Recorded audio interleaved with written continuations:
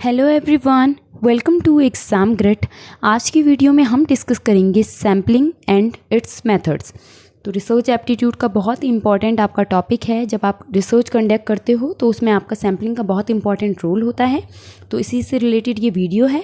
Part 1 में हम discuss करेंगे सैम्पलिंग और उसके मेथड्स के बारे में ब्रीफ में, और पार्ट 2 में हम डिटेल में एक्सप्लेन करेंगे मेथड्स ऑफ सैम्पलिंग, जिसमें कि प्रोबेबिलिटी और नॉन प्रोबेबिलिटी मेथड आपका इंक्लूड है। ठीक है, तो स्टार्ट करते हैं सैम्पलिंग से। Sampling, what is sampling? It is the process of collecting sample so that data can be collected for the purpose of research. तो अब जब आप अपनी रिसर्च कंडक्ट करते हैं तो उसके लिए आपको डेटा कलेक्शन करना पड़ता है। ठीक है, डेटा के बेस पे आप अपनी रिसर्च कंडक्ट करोगे, और डेटा कलेक्ट करने के लिए आपको सैंपल कलेक्ट करना होता है।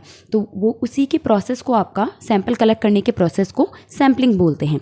अब क्वेश्चन आता है कि सैंपल क्या होता है?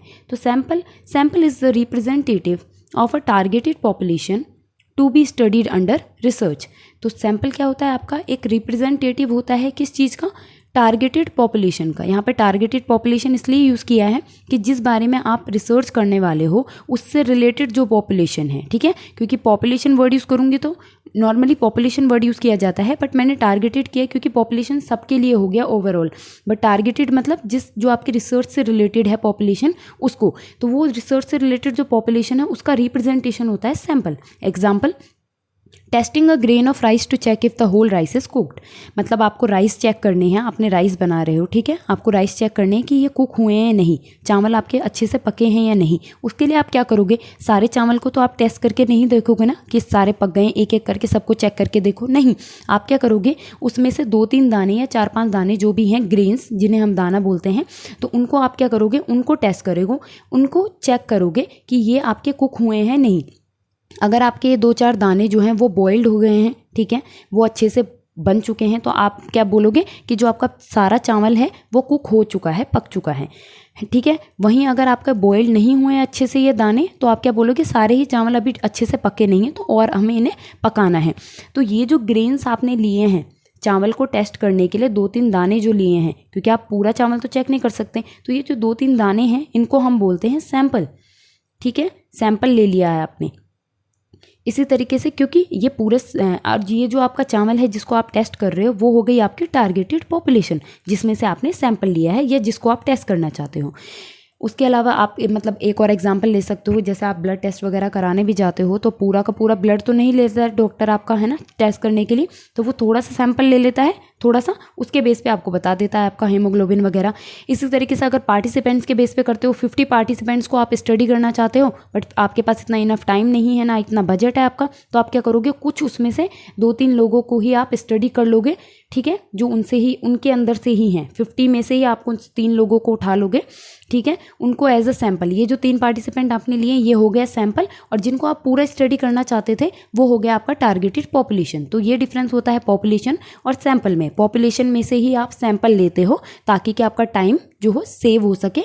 ठीक है, तो यहाँ पे आपका जो ग्रेन्स था वो सैंपल था, और ये जो पूरा राइस था, सारे राइस थे, वो थे आपके टारगेटेड पॉपुलेशन। सेकंड इसमें टॉपिक आता है सैम्पलिंग फ्रेम। तो सैम्पलिंग फ्रेम क्या होता है? ए लिस्ट ऑफ द आइटम्स और people forming a population from which a sample is taken. Basically कोई भी जैसे मैं बता दूं सिंपल लैंग्वेज में आपको, यहाँ पे आइटम्स और पीपल इसलिए बोला है क्योंकि कई बार आप पार्टिसिपेंट्स पे करते हो, कई बार आप ऑब्जेक्ट्स पे भी करते हो रिसर्च। ठीक है, तो यहाँ पे हम सैम्पलिंग फ्रेम क्या होता है? वो टारगेटेड पॉपुलेशन जो होती है, टारगेटेड पॉपुलेशन के अंदर जितने भी एलिमेंट हैं वो होते हैं आपके सैम्पलिंग फ्रेम। ठीक है, वो किसके अंदर आते हैं? सैम्पलिंग फ्रेम के अंदर आते हैं। एग्जाम्पल ले लेते हैं, सेम वही जो हम राइस का देख रहे थे कि ये राइस कुक हुए हैं या नहीं। अब ये राइस जो कुक हुए हैं, 2-3 आपके कुकर हैं, आपको फर्स्ट वाला चेक करना है कि इसके राइस आपके कुक हुए हैं या नहीं। तो ये हो गई आपकी टारगेटेड पॉपुलेशन, और इसमें से आपने 2-3 दाने ले लिए, वो हो गया आपका सैंपल।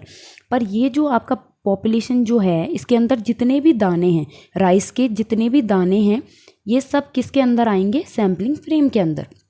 सिंपल है, जो भी आपकी टारगेटेड पॉपुलेशन होगी ना, जिसमें से आप सैंपल निकालोगे, तो वो जो टारगेटेड पॉपुलेशन के अंदर जितने भी यूनिट्स हैं आपके, जितने आइटम्स हैं, अगर लोगों पे कर रहे हो तो जितने पार्टिसिपेंट्स हैं, वो सब किसके अंदर आएंगे? सैम्पलिंग फ्रेम के अंदर।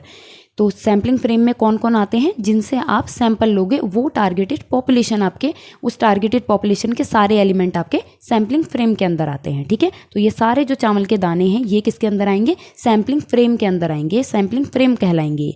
ठीक है, तो ये क्लियर हो गया होगा आपको। सैम्पलिंग फ्रेम जहाँ से आप सैंपल लोगे उसके सारे यूनिट्स है, उसके सारे आइटम्स आपके होते हैं सैम्पलिंग फ्रेम।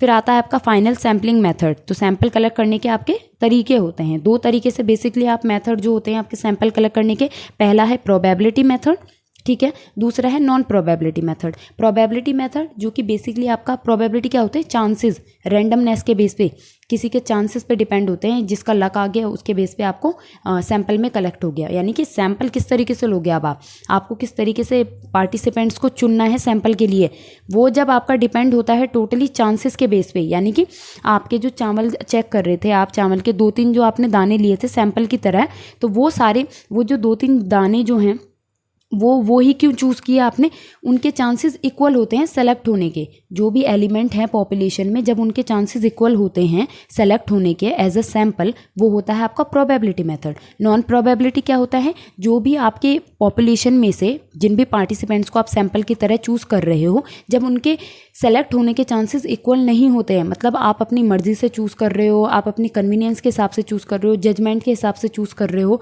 है ना सैंपल, तो वो होता है आपका नॉन प्रोबेबिलिटी। प्रोबेबिलिटी के 4 टाइप होते हैं, simple, random, stratified, cluster, systematic. और नॉन प्रोबेबिलिटी के होते हैं कन्वीनियंस, कोटा, जजमेंट, स्नोबॉल। तो इनको डिटेल में हम स्टडी करेंगे पार्ट 2 में। तो चैनल को सब्सक्राइब कर देना ताकि पार्ट 2 वीडियो मैं इसके बाद ही अगले दिन अपलोड कर दूंगी। ठीक है, तो होप आपको वीडियो समझ में आई होगी, बेसिक आपका क्लियर हो गया होगा। इसके बेस पे हम कल जो है डिटेल में इसको स्टडी करेंगे टाइप्स को। वीडियो अच्छी लगी हो चैनल को सब्सक्राइब करना, लाइक कर देना और वीडियो को शेयर कर देना। And thank you for watching the video and see you soon.